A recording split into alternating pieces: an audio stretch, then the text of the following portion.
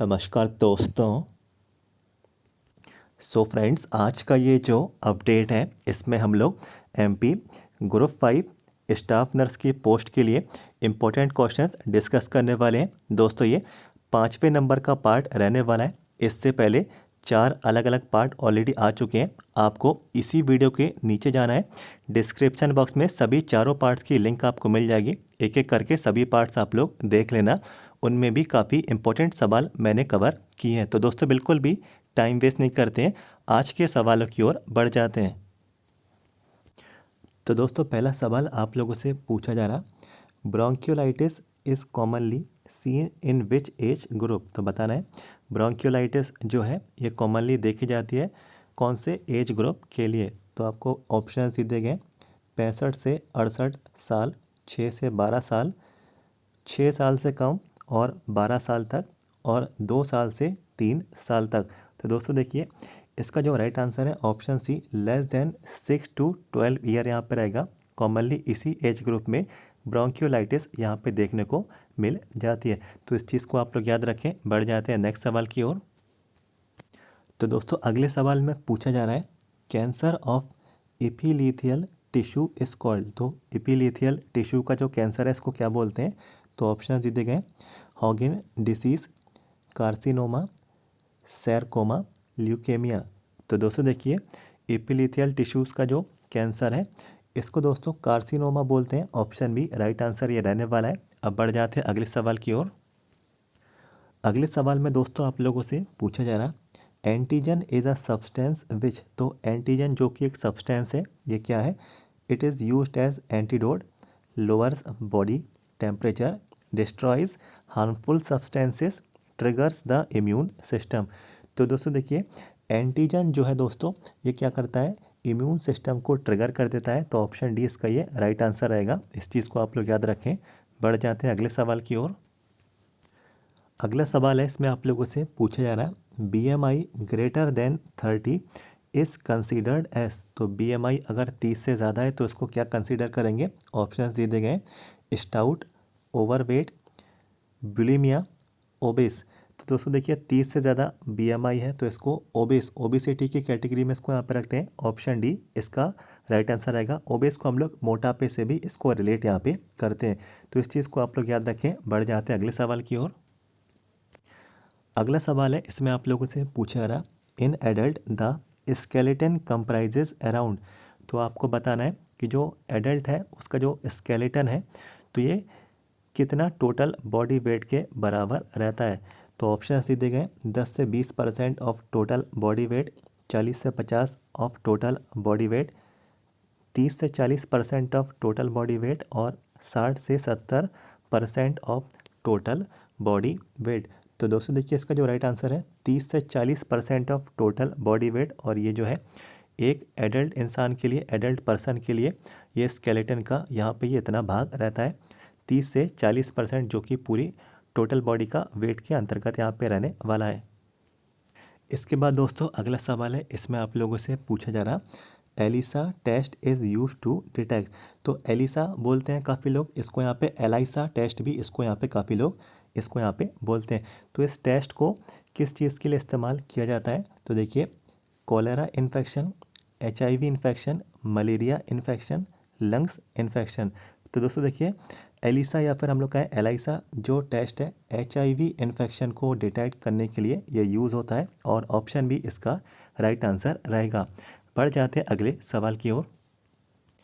अगला सवाल है, इसमें आप लोगों से पूछा जा रहा, the number of pairs of cranial nerves are. तो क्रेनियल नर्व्स के कितने पेयर्स यहाँ पे होते हैं। तो 12, 14, 16, 10। तो दोस्तों देखिए, क्रेनियल नर्व्स के कुल मिला के 12 पेयर्स होते हैं। तो ऑप्शन ए यह राइट आंसर रहने वाला है। बढ़ जाते हैं अगले सवाल की ओर। अगला सवाल है, इसमें आप लोगों से यहाँ पे पूछा जा रहा है, which of the following is not a parameter for Glasgow coma scale. तो गैलेस्को कोमा स्केल का पैरामीटर कौन सा नहीं होगा। तो ऑप्शन दिए गए eye opening, pupillary response, verbal response, motor response. तो दोस्तों देखिए, गैलेस्को कोमा स्केल का जो पैरामीटर इसमें यहाँ पे नहीं है, प्यूपिलरी रिस्पॉन्स यहाँ पे रहेगा। बाकी के सारे ये है, आई ओपनिंग भी है और वर्बल रिस्पॉन्स भी है, मोटर रिस्पॉन्स भी है। तो ये होगा जो आपसे पूछा आ रहा कि प्यूपिलरी रिस्पॉन्स जो है ये गैलेस्को कोमा स्केल का पैरामीटर नहीं है, यही इसका ऑप्शन भी राइट आंसर रहने वाला है।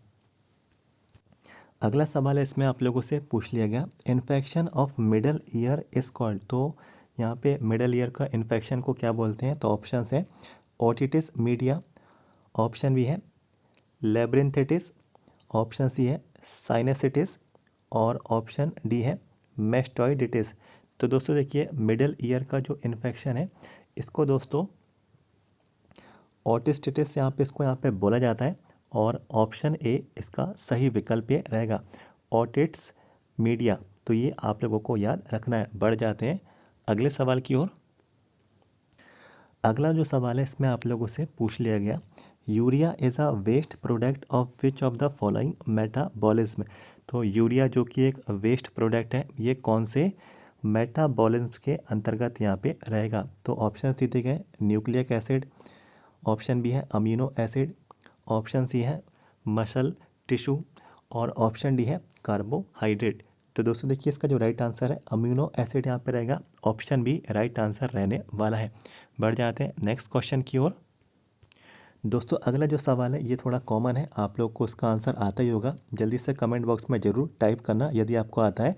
देखिए पूछा जा रहा है deficiency of iron in children causes which of the following diseases.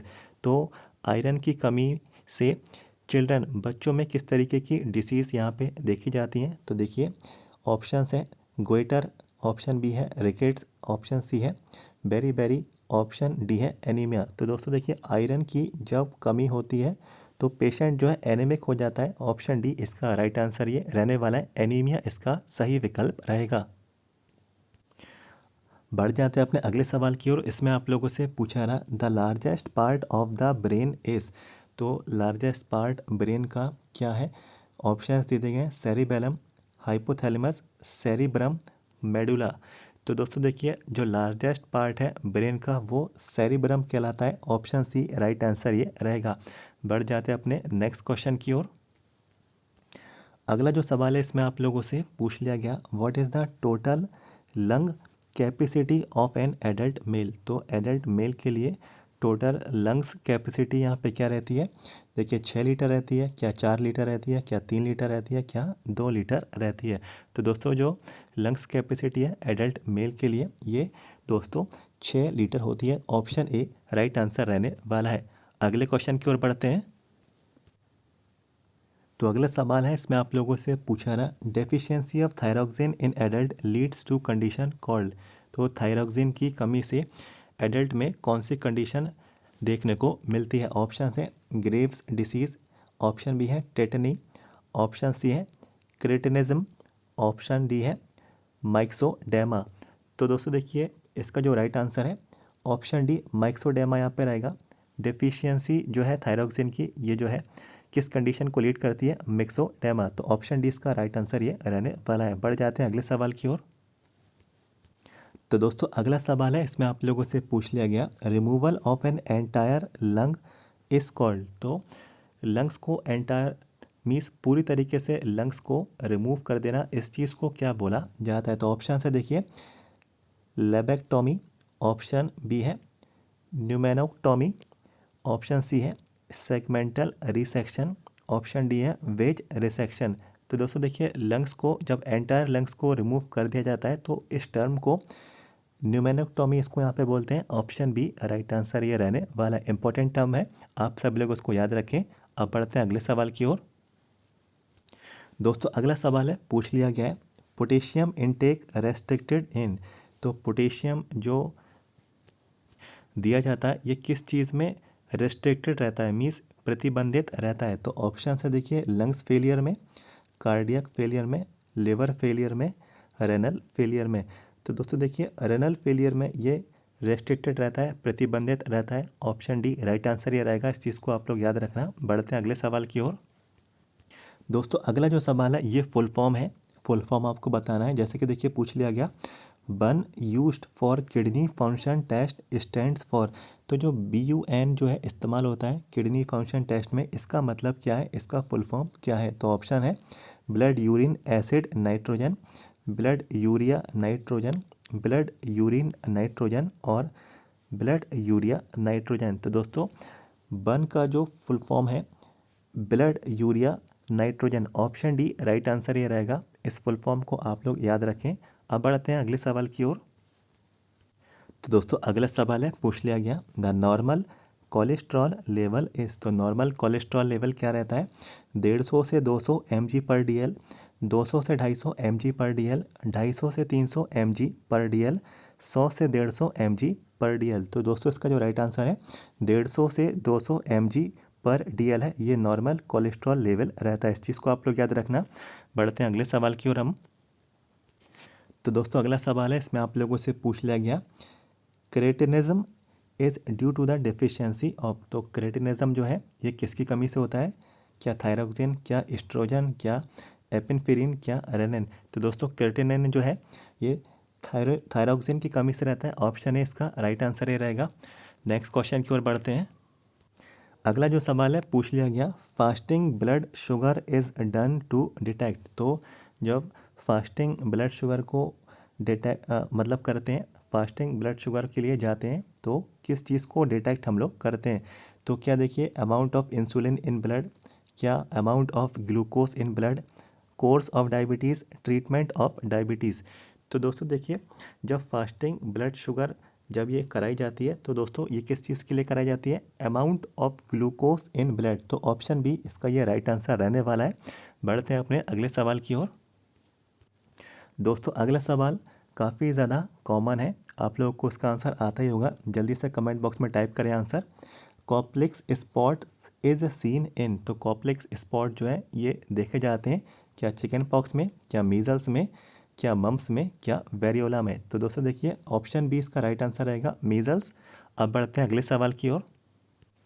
दोस्तों अगला जो सवाल है आपसे पूछा रहा इन HIV what kind of immunity is lost. तो किस तरीके की इम्यूनिटी खो जाती है HIV में। तो दोस्तों ऑप्शन दिए गए active immunity, passive immunity, humoral immunity, cellular immunity. तो दोस्तों देखिए राइट आंसर जो है सेलुलर इम्यूनिटी यहाँ पे ये रहेगा। ऑप्शन डी राइट आंसर रहने वाला है।